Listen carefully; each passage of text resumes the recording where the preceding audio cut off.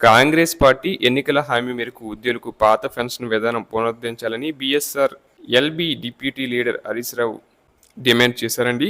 OPS కోసం పోరాడుతున్న CPS ఉద్యోగులకు బీఆర్ఎస్ పూర్తి అండగా ఉంటుందని భరోసా ఇచ్చారు. ఉద్యోగులు చేస్తున్నది న్యాయమైన పోరాటమని, వారికి ఇచ్చిన మాటను ప్రభుత్వం నిలబెట్టుకోవాలని హితవు పలికారు. కంట్రిబ్యూటరీ పెన్షన్ స్కీమ్ను రద్దు చేసి ఓపీఎస్ అమలు చేయాలని డిమాండ్ చేస్తూ సిపిఎస్ ఉద్యోగులు గురువారం సిద్దిపేట డిగ్రీ కళాశాల గ్రౌండ్లో జన చైతన్య యాత్ర పేరిట నిరసన కార్యక్రమం చేపట్టారు. భారీ వర్షాన్ని సైతం లెక్క చేయకుండా ఉద్యోగులు చేపట్టిన ఈ నిరసన కార్యక్రమానికి హరీష్ రావు ముఖ్య అతిథిగా హాజరై సంఘీభావం ప్రకటించారు.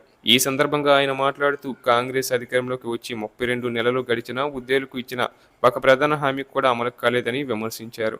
ఓపీఎస్ అమలు, 6 నెలల్లో పీఆర్సీ, పెండింగ్ డిఏల చెల్లింపు, మెరుగైన ఈహెచ్ఎస్ వంటి హామీలతో అధికారంలోకి వచ్చిన కాంగ్రెస్ వాటిని పూర్తిగా విస్మరించిందని విమర్శించారు.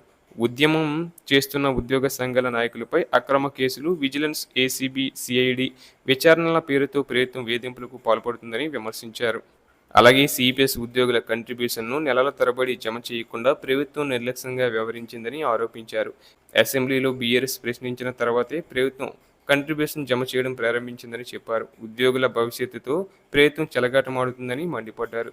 కార్యక్రమంలో సిపిఎస్ ఉద్యోగుల సంఘం రాష్ట్ర అధ్యక్షుడు స్థితప్రజ్ఞ, జిల్లా అధ్యక్షుడు దేవరాజు, ప్రధాన కార్యదర్శి శశికుమార్, రఘురామ, ఉదయశ్రీతో పాటు వివిధ సంఘాల నాయకులు గద్వారి పరమేశ్వర్, విక్రమరెడ్డి పాల్గొన్నారు.